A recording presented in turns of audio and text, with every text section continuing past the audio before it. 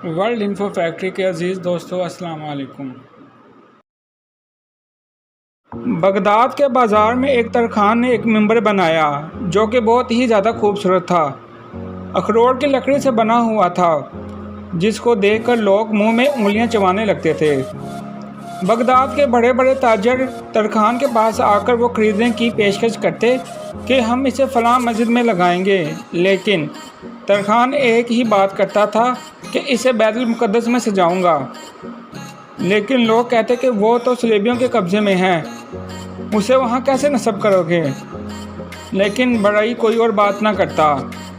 और इसी तरह वक्त गुजरने के साथ साथ मिंबर के चर्चे हर एक की ज़ुबान पर आम हो गए। वक्त गुजरता गया लेकिन बढ़ई ने किसी और को नहीं बेचा। एक दिन ये बात बगदाद के नौमर लड़के के कानों में पड़ी जिसे मिंबर से ज़्यादा बढ़ई के जज्बे का इश्तियाक था। फिर लोगों ने देखा कि उसी नौजवान ने 40 साल के बाद बैतुल मुक़द्दस को फ़तह किया और मस्जिद अक्सा बैतुल मुक़द्दस में ही वो मिंबर निस्ब किया।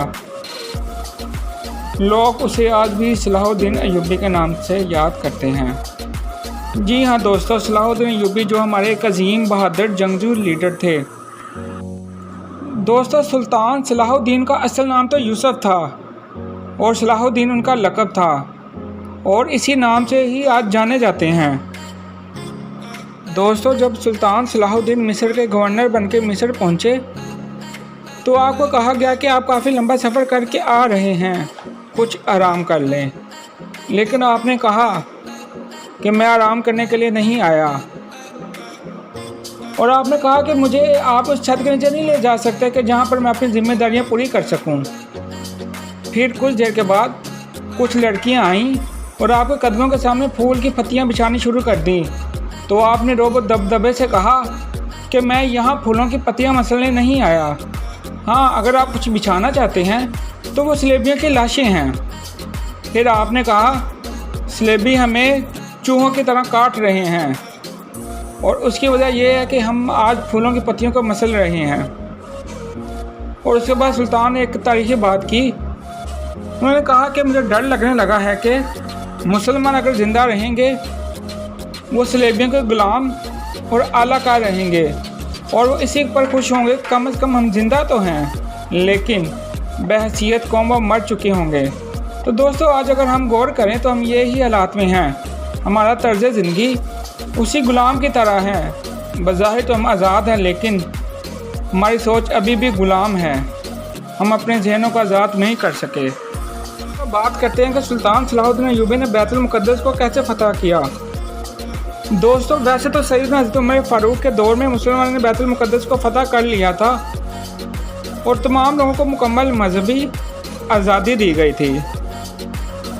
बैतुल मुक़द्दस मुसलमानों के अलावा यहूदियों और ईसाइयों के लिए बहुत ही अहम जगह है।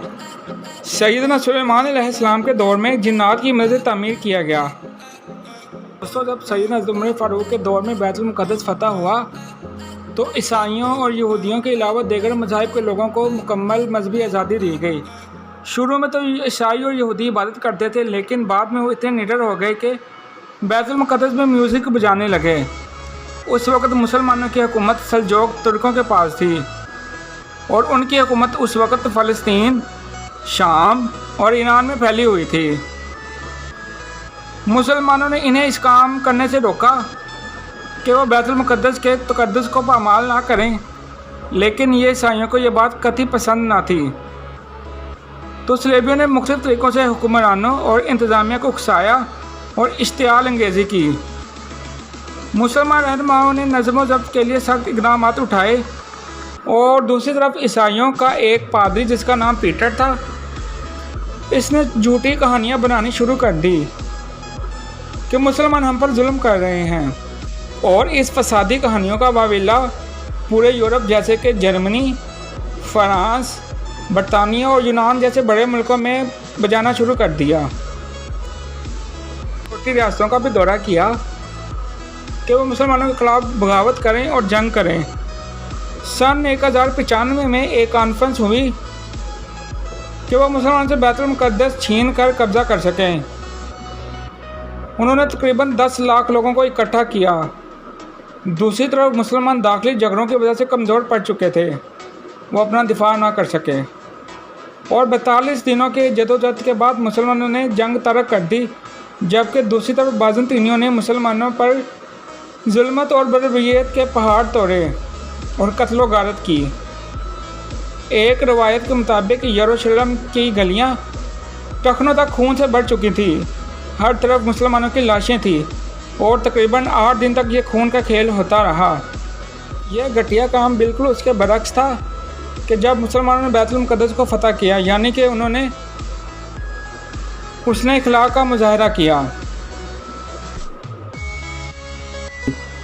दूसरी तरफ मुसलमान इतने कमज़ोर थे कि वो कुछ ना कर सके और ईसाइयों ने बैतुल मुक़द्दस को फ़तह कर लिया और उसके बाद ईसाइयों ने इर्द गिर्द के इलाकों जैसे कि शाम, फ़लस्तीन पर भी कब्ज़ा कर लिया और उस बेरहमाना जुल्म की वजह से मुसलमानों की तराबलस में मौजूद किताबों की लाइब्रेरी, जिसमें तकरीबन एक अंदाज़े के मुताबिक 3 लाख किताबें मौजूद थी, ज़ाया हो गईं।